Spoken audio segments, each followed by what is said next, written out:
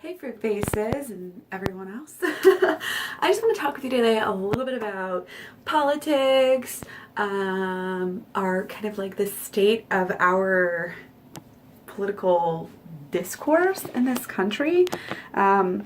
Here in the US, I know that really it's always been this rule, you can't talk about religion, you can't talk about politics, it's just not politically correct. And I get it that a lot of people are, worried about their reputation or their, keeping their friends, or maybe they can't speak out because of their jobs or whatever. But I really do feel like democracy requires some really good discussion, even debates. And I really feel like our society is lacking that. And I feel like it's definitely showing in our democracy.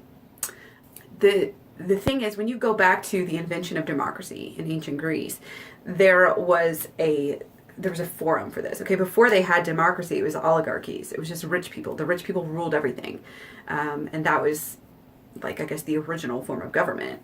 And we all know that that's not great. That's kind of what we have in a way, and that's why I think we need to really get back on track and make sure that we're having, like, staying educated and staying on top of what is going on politically in your country. I know that a lot of people say, oh, it's not my favorite thing to do, politics. I just don't pay attention to them because I'm not interested in them. That is nothing that I should hear out of anybody's mouth ever again. Like, if I never heard that for the rest of my life, I'd be super happy. Because, again, it's not about being interested in politics. It's about knowing enough to know that you have to pay attention, not necessarily be interested in, but you have to pay attention. It's our duty as patriots, it's our duty as Americans to pay attention, to show up, and to preserve our democracy. And I just see that a lot of people are like, whatever. And, part of the reason, that's what got us this president that we have now. I didn't vote for Trump. I don't, I support him as much as I supported Obama, which isn't much. Division and debate are not the same thing. Debate is actually good for our unity. It's good for our nation as a whole. You're always going to have polarizing sides, but you need to come, that's just reality. I mean, that's just like, if we were all the same, then would that be good for our country, for our world? No, it wouldn't. That would mean you would have no innovation, you would have no change ever. And it's just not a good way to live. And our country was made, not only was democracy made with debates, because going back to ancient Greece, they decided that they wanted to let everybody have a turn.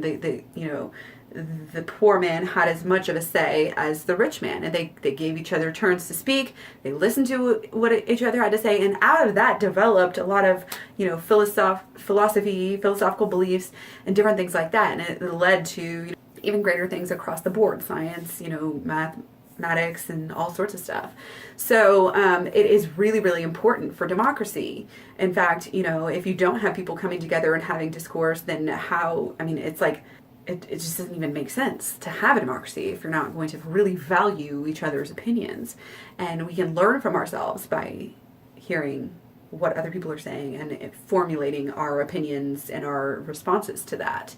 And when you look at America, the beginning of America in general, without criticism of the king, we never would have made this country. This country is based off of criticizing those in power. And it is healthy. People are getting upset with me because I'm criticizing what I feel is important about Obama and sharing that with people. And I share that on his way out. I shared a lot of, memes and different things like that about Obama to try to help for the future, not to show hate, because I don't hate Obama. I actually really like the guy. I think that he could have been a lot worse, but that doesn't mean I'm going to cut him a bunch of slack and not critique him. I feel like it's my duty to critique whoever is the president. And the only president that I really don't find a lot to critique, the only politician that I really don't find a lot to critique about is Ron Paul, because that man is amazing, and I've really never heard him say anything or do anything that I disagreed with.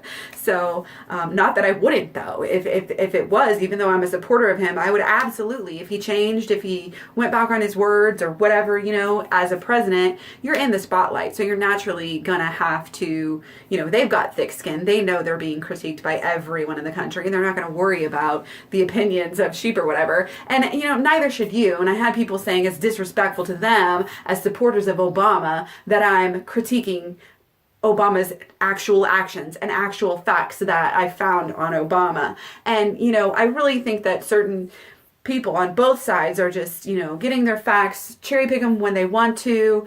They're blinding themselves to actual facts because they're saying, oh, well, I don't agree with these statistics because that's right-wing think tank, blah, blah, blah, blah, or whatever the case may be.